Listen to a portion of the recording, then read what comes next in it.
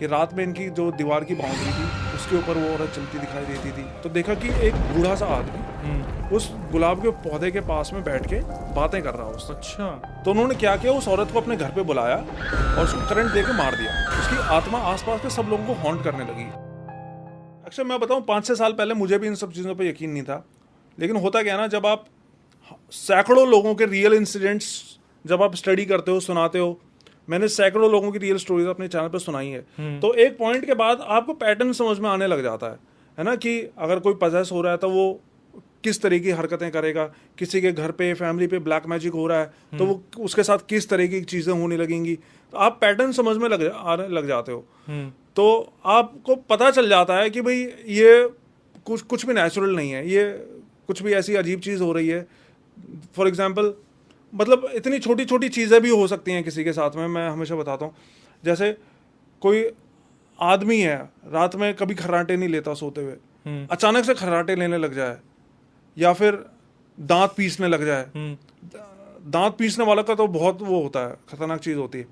कोई कभी दांत नहीं पीसता और वो अचानक से रात में सोते सोते दांत पीसने लग जाए, तो ये एक बहुत बड़ा फैक्टर है कि उसके ऊपर कुछ पैरानॉर्मल असर हो रहा है। मतलब कहीं ना कहीं अगर उसकी रेगुलर एक्टिविटीज में चेंजेस आ जाए तो हाँ कोई दिक्कत हाँ, है। बिल्कुल बिल्कुल बिल्कुल। ये और हम समझ नहीं पाते हैं, और होता भी क्या है ना, ये इतनी स्पॉन्टेनियसली होती हैं ये सब चीज़ें कि पता नहीं चल पाता है। लेकिन भाई अपने साथ दिक्कत ये भी तो है, जहाँ लोग लॉजिकल रीजन पे जा रहे होंगे, हमारा दिमाग कहीं और ही चल रहा होगा। नहीं भाई, ये 2 पैक पी रहा, 4 पी रहा, मतलब कुछ तो गड़बड़ है। लेकिन ऐसा होता है कि कहीं ना कहीं कुछ ना कुछ निकल भी जाता है बाद में। देखो अब इन सब चीज़ों को साइंटिफिकली तो कैसे प्रूव करेंगे, लेकिन मैं बस यही बोलता हूँ कि लोगों से, देखो ऐसा तो है नहीं कि सिर्फ हमारे इंडिया में ही ये सब चीज़ें होती है। दुनिया का ऐसा कोई भी कल्चर नहीं है, कोई भी रिलीजन नहीं है जहाँ पे कि पैरानॉर्मल चीज़ें ना मानी जाती हों। ब्लैक मैजिक तो दुनिया के हर एक कंट्री में, हर एक कोने में ही होता है। तो कुछ तो होता होगा ना इनमें, जो कि पूरी दुनिया में ये सब चीज़ें हो तो रही भाई हैं। कोई ऐसा है जो इंडिया के बाहर से आया हो और आखिरी में कोई मर्डर सा कुछ निकल गया हो, कुछ ऐसा हुआ हो, आ, अनसुलझा सा कोई किस्सा कि आपको लगे कि ये तो अजीब चलो सा मैं था? आपको नेपाल की एक स्टोरी सुनाता हूँ। हाँ। ये मेरे को 3-4 साल पहले भेजी थी मेरी एक व्यूवर ने, गोल्डी गुप्ता नाम है उनका, हाँ नेपाल यार, के हैं। आपने तो नाम भी बता दिया। नहीं, उन्होंने खुद बताया था अपना नाम मेरे ये को। नाम ले तो कोई हाँ दिक्कत हाँ, उन्होंने अपना नाम खुद बताया था मेरे को। जो मेरे को व्यूवर स्टोरीज भेजते हैं जिसमें उनको नाम बताना होता है वो बता देते हैं, जिनमें वो नाम बोलते हैं कि मेरे को मेरा नाम नहीं बताना, तो मैं उनका नाम नहीं बताता। तो ये बताते हैं कि एक बार क्या हुआ कई साल पहले, मतलब इनके चाचा की जो फैमिली थी वो तो गांव में रहा करती थी, लेकिन ये लोग, इनकी फैमिली शहर में रहते थे। तो एक बार इनके पास में कॉल आई इनके गांव से, इनके चाचा जी की, तो उन्होंने बताया कि इनकी दादी की डेथ हो गई है। अच्छा। तो ये दादी की डेथ हुई तो ये गए अपना वहाँ पे क्रियाक्रम वगैरह के लिए, और उसके बाद फिर अब ये सब प्रोग्राम तो 10-12 दिन तो चलता ही है किसी की डेथ के बाद ना, दादी की डेथ के बाद में। तो वहाँ पे रुके थे कुछ दिनों के लिए।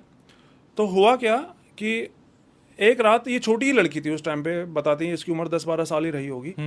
और गांव में ज़्यादातर होता है क्या है कि टॉयलेट जो होता है घर के बाहर की तरफ होता है, घर के अंदर नहीं होता, थोड़ा सा बाहर होता है, मतलब पीछे कोई खुला एरिया हो उसमें होता है टॉयलेट, इस तरीके से होता है। तो एक रात ये बताती है कि इसको टॉयलेट लगी ना रात में सोते सोते। खैर इससे पहले एक और चीज़ बताता हूँ मैं आपको।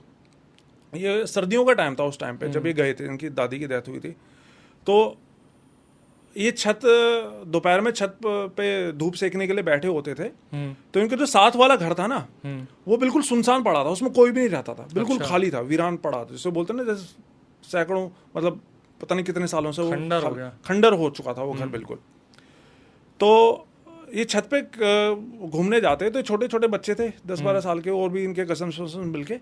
तो जो साथ वाला घर था उसकी तरफ जो दीवार थी इनकी छत की बाउंड्री, तो ये जब भी उस तरफ झांकती ना लड़की, तो इसके घर के बड़े मना कर देते, इसके चाचा चाची बुआ वगैरह मना कर देंगे, नहीं नहीं उस घर की तरफ मत देखो, उस घर की तरफ मत देखो। तो 1-2 बार तो इसको अटपटा लगा कि मना क्यों कर रहे हैं, उस घर की तरफ देखने से भी क्यों मना कर रहे हैं। लेकिन किसी ने इनको बताया नहीं कि भाई ऐसा क्या है उस घर में।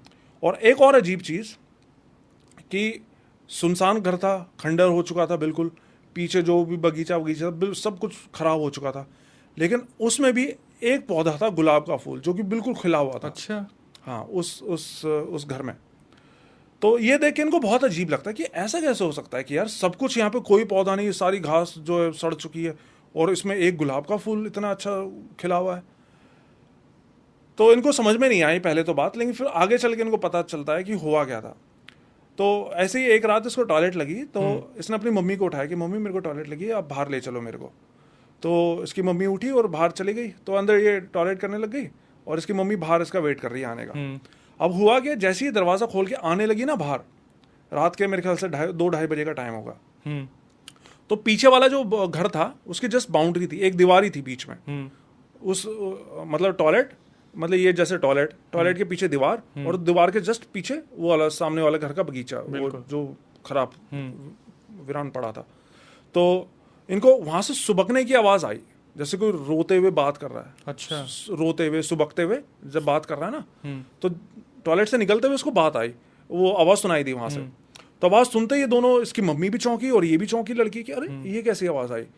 तो जो इनकी दीवार थी, इनके घर की दीवार, उसमें छोटा सा छेद था, मतलब ईंटों की दीवार थी, थोड़ा बीच में टूट रखा था, जिससे कि पीछे की तरफ का एरिया बिल्कुल साफ दिखाई दे रहा था। तो इन दोनों ने सोचा कि देखें तो सही है क्या हो रहा है, आवाज कहाँ से आ रही है, क्योंकि वहां कोई रहता तो नहीं था। तो इन्होंने देखा जाके, तो देखा कि एक बूढ़ा सा आदमी उस गुलाब के पौधे के पास में बैठ के बातें कर रहा है उससे। अच्छा। और रोते हुए बातें कर रहा है उससे, जैसे कि वो किसी इंसान से बातें कर रहा हो। तो ये देखते तो बहुत डर गए ये दोनों, मतलब वो भी, और इसकी मम्मी भी लेडी थी, लेडीज तो डरी जाती हैं। तो इन्होंने देखा कि यार ये रात में कौन बूढ़ा ऐसे गुलाब के साथ में बैठ के बात कर रहा है। तो दोनों बहुत बुरी तरह डर गए और वहीं से भाग के सीधा अपने घर के अंदर आ गई। अच्छा। तो तब तो रात हो रही थी, तो इन्होंने किसी से कुछ पूछा भी नहीं। लेकिन फिर अगले सुबह उठते के साथ ही ये लड़की पूछने लगी अपनी बुआ से, जो गाँव में रहती थी। तो तब जाके फिर इनको पूरी बात पता चली। तो हुआ, मतलब कहानी ये थी असली कि वो जो बूढ़ा बैठा था ना, वो असल में उस घर का मालिक था। तो हुआ क्या था कि 10-12 साल पहले वो आदमी और उसकी बीवी उस घर में रहा करते थे। हाँ। तो एक दिन क्या हुआ, उनके यहाँ पे बर्तन बेचने वाली कोई औरत आई थी। ठीक है। जो कि बहुत सारे वो जैसे राजस्थान की तरफ कड़े वगैरह होते हैं, कड़े वगैरह, मतलब ये सब पहने रखती हैं वो। तो उनके घर पे वो बर्तन बेचने आई। उसने अपने सर पे टोकरी रखी हुई थी बर्तनों की बहुत सारी। तो वो जो औरत थी, उस आदमी की बीवी, उसके जो भी जेवर वगैरह उसने पहन रखे थे, वो देख के उसके मन में लालच आ गया। ठीक है। तो उन्होंने क्या किया, उस औरत को अपने घर पे बुलाया और उसको करंट दे के मार दिया, उसको जान से मार दिया, उस बर्तन बेचने वाली औरत को। और उसको देख के लालच आ गया इनको। हाँ, उसने वो जो पहन रखे थे ना, जेवरात वगैरह गले में, मतलब होता है ट्रेडिशनल, घटिया किस्म का बुड्ढा बुड्ढी थे। मैं तो सोच रहा कि उसको लालच आ गया, टोकरी वाली को। उस टोकरी वाली को नहीं, उस जो मालिक था ना उस घर का, उसको और उसकी बीवी को। क्योंकि वो बेसिकली चांदी वगैरह काफी पहनते हैं, उनके काफी भारी जवाहरात होते हैं जेवर। हमारे यहाँ दिल्ली में भी हम देखते हैं बहुत सारे यहाँ तक पहने आती हैं, जो आती हैं, सुनार वगैरह भी ऐसे पहनते हैं। हाँ, तो वही वैसी थी। और मार के उसकी लाश को उन्होंने पीछे, जहाँ पे वो गुलाब का फूल था, उसी जगह नीचे उसे जमीन पे गाड़ दिया। लेकिन फिर जो है 1-2 महीने बाद पुलिस ने उसको आखिर में ढूंढ लिया, उस लेडी को, उसकी लाश भी निकाल ली वहां से, और फिर उस आदमी को जेल भेज दिया। फिर बताते हैं कि 8-10 साल बाद वो आदमी वहां से जो है जेल काट के आया। उसको सजा हुई होगी 8-10 साल की, पता नहीं इतनी कम सजा क्यों हुई उसको, लेकिन 8-10 साल बाद वो आ गया वहां से। नेपाल था ना भाई शायद, इसलिए पता नहीं, अलग अलग रूल्स होते हैं कंट्रीज में। तो आया, लेकिन इस बीच होने ये लगा था, जब तक वो वहां से आया, इस बीच हुआ ये कि वो जो औरत जिसका मर्डर इन्होंने करा था, उसकी आत्मा आसपास के सब लोगों को हॉन्ट करने लगी। अच्छा। जैसे कि ये बताते हैं कि रात में इनकी जो दीवार की बाउंड्री थी, उसके ऊपर वो औरत चलती दिखाई देती थी। कई बार इसकी दादी जो है बाहर सोती ना, तो उनका पैर पकड़ के खींच देती थी। तो फिर इन्होंने अपना घर भी बंधवा लिया था, मतलब कि मंत्र वंत्रों से, जैसे बोलते हैं ना, कील वील ठुकवाना, तो ये करवा लिया था जिससे कि वो इनको परेशान ना करे। और वो जो उसकी आदमी की बीवी थी, जो अकेली थी अब उस घर में, क्योंकि उसको तो जेल हो गई थी, तो उसको भी औरत परेशान करती थी। भाई प्लानिंग दोनों की थी, पर जेल बुड्ढे को ही हुई। हाँ, बुड्ढे ने अपने सर ले लिया होगा उसने, और क्या।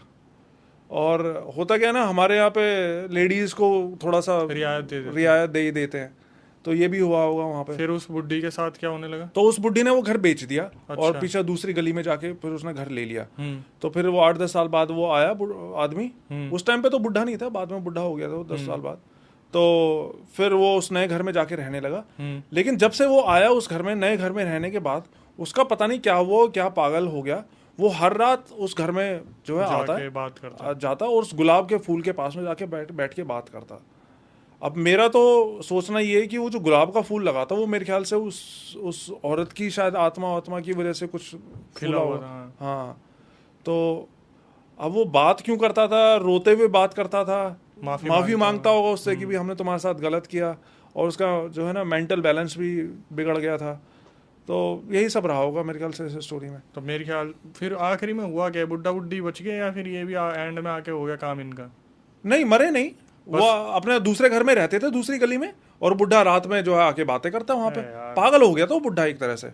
मेरे को अफसोस उस बेचारी औरत के लिए है जो नॉर्मली बर्तन बेचने जाती थी।